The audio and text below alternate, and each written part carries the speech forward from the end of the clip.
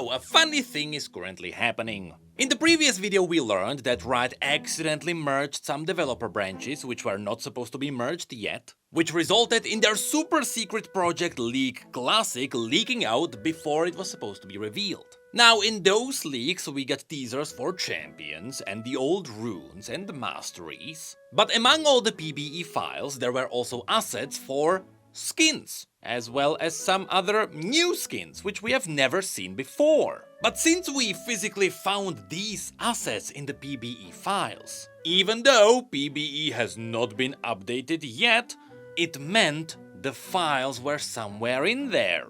And so Skin Spotlight started working, and 10 days later, he actually got the skins working.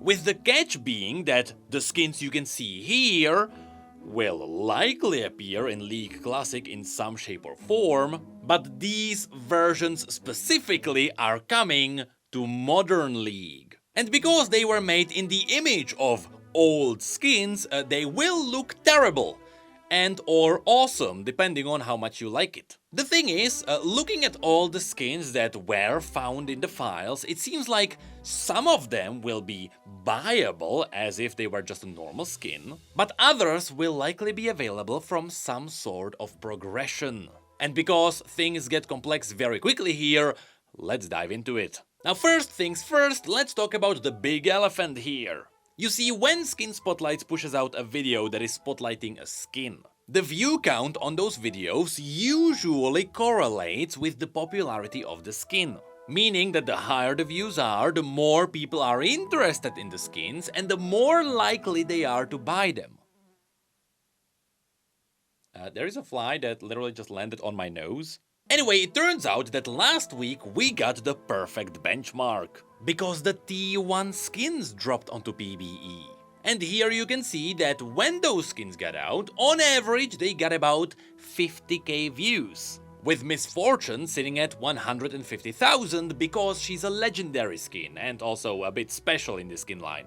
Also keep in mind that the spotlight for Miss Fortune has been out for about 2 weeks now. So how do the classic skins compare? Well, Baron Rammus, which was showcased yesterday, has 200,000 views already, which absolutely steamrolled even the Miss Fortune, with other classic skins averaging about 70k. So there is actually a rise in interest about whatever is going on here. And let me tell you, whatever is going on here is weird. But the names kinda suggest what's going on here. You see, as I mentioned, the skins we can see here are actually the versions that will be usable in normal League. However, it seems like all of these skins will have their usable counterparts in League Classic. For example, while here we have the modern version of the new Black Alistar, the classic version of this skin was also found in the files. Meaning that once you obtain this skin, it will be usable in both versions of League. Which is really cool. Big props to whoever thought of this at Riot. Next, you may also notice that these skins are essentially separated into 3 groups. There is the Rustier and rustiest Blitzcrank. We can assume that these play off of the original Rusty Blitzcrank, and so these are kinda an upgrade of that one. Then there is Baron Rammus, also as a standalone skin. And then there are the 3 founder skins, those being Kale, Annie and Alistar. Now, all of these are directly referencing skins that were originally available in special editions of old League of Legends, with all 3 of these being essentially an upgraded version of the old skins. And since the old skins are still technically in the game, the new ones function as separate skins, exactly how the old Season 2 Riven works. Meaning that the original skin is still in the game, even though it was supposed to be limited, but now that people are able to buy the skin again, the original owners got a special edition of that skin, which now has a little crown on it. So technically, the OG owners got the upgraded version, while people are now able to buy the old one. And so now, I wonder, Are these updated versions the one that you will be able to buy as a celebration of Classic League, meaning that the OG owners are likely gonna get these for free? Or will people be able to buy the OG skins and these new versions are the ones that the OG owners get? For now, this is a mystery. But then when it comes to how do you even get these? Well, as I mentioned, we actually still don't know, but it seems like the founder skins should be available from some sort of a bundle celebrating Classic, with Baron Rammus possibly being a separately sold skin, or it could come from the League Classic Pass, which also seems to be the case for the Rusty Blitzcrank. Yes, remember, it was mentioned that League Classic should also have its own pass. And if that's the case, as you progress through League Classic, you might be able to unlock skins for Modern League as well. But again, remember, nothing is confirmed. And so now, let's actually dive into the skins, starting with the Founder set. So first, there is Founder's Black Alistar, which is actually quite different from the original. The original Alistar was red, and this one is blue. Now, you may also notice that the color scheme we can see here perfectly matches that one skin we saw before, which we had no idea what it even was. Confirming that that skin is actually gonna be the classic version of the new Black Alistar, which also confirms that all of these skins will be available in both versions. Anyway, in a good old-fashioned old league, even though this is a modern skin, don't expect special recall, that was definitely not a thing back then. After which, Skin Spotlight shows us the splash art, where we get showered in nostalgia. Because it seems like no matter what version you're gonna be playing, this skin will be using the same splash art. The old, poorly edited OG splash art, which is exactly how Riot made the art for the skins back in the day. Though surprisingly, even though this is technically an old, cheap skin, the modern version does actually get some special VFX upgrades. For example, the Q actually turns silver, the W also get very subtle silvery effects, the heal is the same, the chains also got slightly shinier, and the ultimate is using the old shields, but the color scheme matches the original Summoner's Rift. And because these skins were very simple, that's kinda all we can talk about here. And so, moving on onto Founder's Silver Kale. Now again, while the original Silver Kale was silver and blue, the new version is silver and red. And all the effects are exactly that. It's just red. So no matter what you do, no matter what ability you use, it is just red, that is it. Skins used to be simple back then, and there is not much else to mention. Other than that, it is just Silver Kale, even though we are talking about the new upgraded one. But the sad part is that because this is a new upgraded Kale, it is not actually using the old splash art. And I do understand that this is happening because the new Kale is very different from the old one. But look at Alistar! Look at how happy he is!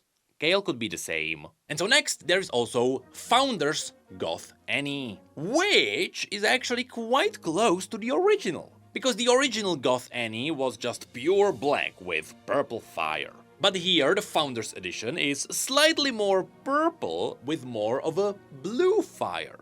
And again, because this is a very simple skin, all her spells are blue, and that's it. The only bigger difference here is that Tibbers is also blue, while the original one was slightly more purple. But again, that's it. And so now we are moving on to the other slightly more interesting skins. Starting with the one that kinda dominated everyone's attention, Baron Rammus. Now, funnily enough, even though this skin looks like the classic version, because honestly, the modern Rammus looks exactly the same, also the Baron Rammus is a reference to the old Baron Nashor. That is why you can see a blue gem on the body, which is referencing the blue eyes on the old purple Baron. And yes, the splash art is terrible.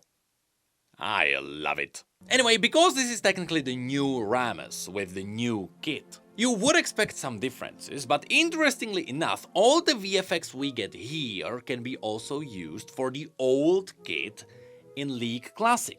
I'll show you what I mean, because here we have Rammus, that is just purple. The Q has a purple trail behind it, nothing too crazy. All the explosions are also purple. The W has a cool spiky effect, and truth be told, in the classic version he definitely didn't have that. But then there is the ultimate. Now, the new Rammus jumps into the air and drops onto the ground, and the ground starts pulsing. Well, the classic version of Rammus had the exact same thing, except the pulsing ground was pulsing around him as we walked around. Which means Riot can use the same VFX for the modern version and the classic version. And I wonder if they are gonna do that, because the new version doesn't exactly look like VFX from 2009. So we'll see how retro Riot wants to go. But this then brings us to the last skin, and that is technically two skins, the Rustier and the rustiest Blitzcrank. And I'll be honest, I have no idea what's happening with these. But looking at this style, it is obvious that both of these will be also usable in the classic version, and they look the same in the modern version because modern Blitzcrank has never changed. And yes, they both also reference the original Rusty Blitzcrank, which was not a limited skin, but it was so bad that Riot eventually removed it. Or at least they made it unobtainable. And because these play off of each other, it is likely that this one might be available from some sort of progression, where maybe at the beginning of a battle pass you get the Rustier Blitzcrank and at the end you get the rustiest one. But I just made it up. Anyway, when it comes to the Rustier Blitzcrank, you can see it didn't do that much. It is very close to the original, except it has some more scraped areas on the model, and the VFX are slightly more green, which references the original concept of Zone in 2009. But despite that, this skin just has its own charm. With the bigger changes, of course, coming in with the rustiest Blitzcrank.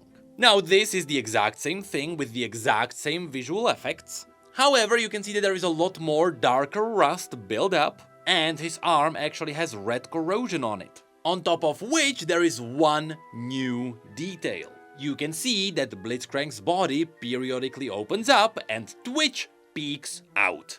Yes, that is the old Twitch. There is nothing more happening with this skin, but this detail alone makes it awesome. And we are talking about era where Blitzcrank is already supposed to have awesome skins. But that is it. It seems like we didn't even get Classic League yet, and already Riot is trying to pump out new stuff for it. And because all of these skins should be available in both Modern League and the Classic version, Riot is technically gonna do a good old double dip. Because no matter if someone just wants to play Modern League and they just enjoy the nostalgia of classic models and so they might wanna get those skins, or if someone wants to go all in on the Classic version and so they might buy new separate skins for it, technically the audience that might wanna buy these skins is gonna be twice as big. Which sounds really cool.